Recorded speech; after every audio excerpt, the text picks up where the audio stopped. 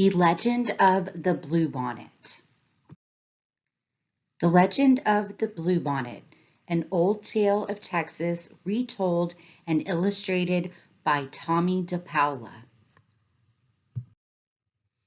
Great spirits, the land is dying. Your people are dying too. The long line of dancers sang. Tell us what we have done to anger you. End this drought. Save your people. Tell us what we must do so you will send the rain that will bring back life. For 3 days, the dancers danced to the sound of the drums, and for 3 days, the people called Comanche watched and waited. And even though the hard winter was over, no healing rains came. Drought and famine are hardest on the very young and the very old. Among the few children left was a small girl named She Who Is Alone. She sat by herself watching the dancers.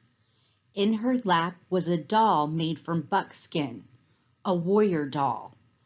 The eyes, nose, and mouth were painted on with the juice of berries. It wore beaded leggings and a belt of polished bone. On its head were brilliant blue feathers from the bird who cries, "Jay, Jay, Jay." She loved her doll very much. Soon, She Who Is Alone said to her doll, "The shaman will go off alone to the top of the hill to listen for the words of the great spirits. Then we will know what to do so that once more the rains will come and the earth will be green and alive. The buffalo will be plentiful and the people will be rich again." As she talked, she thought of the mother who made the doll, of the father who brought the blue feathers. She thought of the grandfather and the grandmother she had never known. They were all like shadows. It seemed long ago that they had died from the famine. The people had named her and cared for her. The warrior doll was the only thing she had left from those distant days.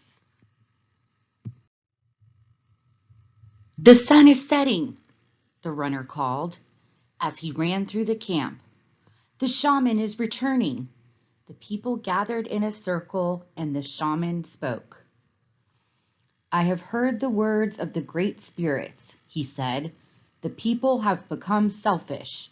For years they have taken from the earth without giving anything back. The great spirits say the people must sacrifice. We must make a burnt offering of the most valued possession among us.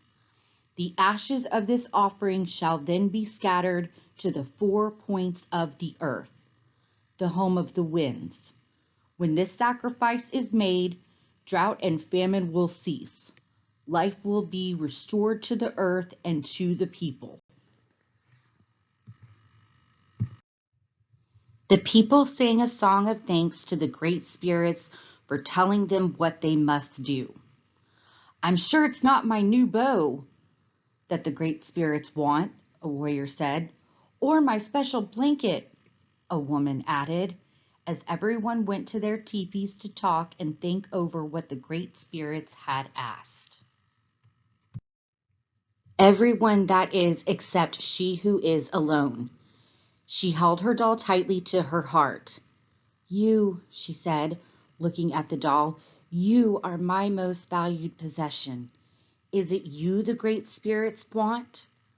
And she knew what she must do. As the council fires died out and the teepee flaps began to close, the small girl returned to the teepee where she slept to wait. The night outside was still, except for the distant sound of the night bird with the red wings. Soon everyone in the teepee was asleep, except She Who Is Alone.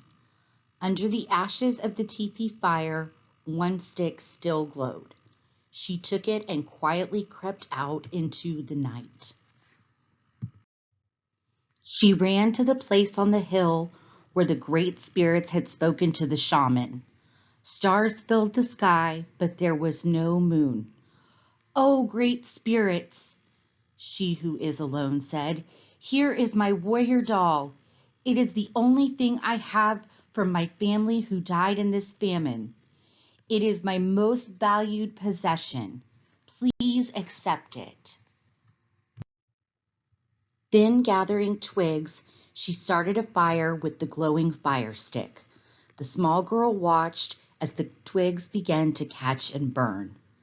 She thought of her grandmother and grandfather, her mother and father, and all the people there suffering their hunger.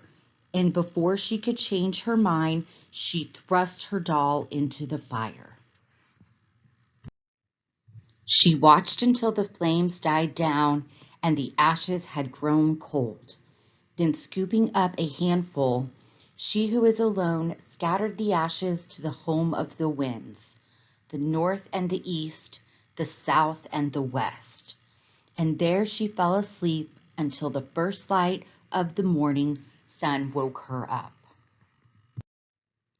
She looked out over the hill, and stretching out from all sides where the ashes had fallen, the ground was covered with flowers, beautiful flowers, as blue as the feathers in the hair of the doll, as blue as the feathers of the bird who cries, "Jay, Jay, Jay."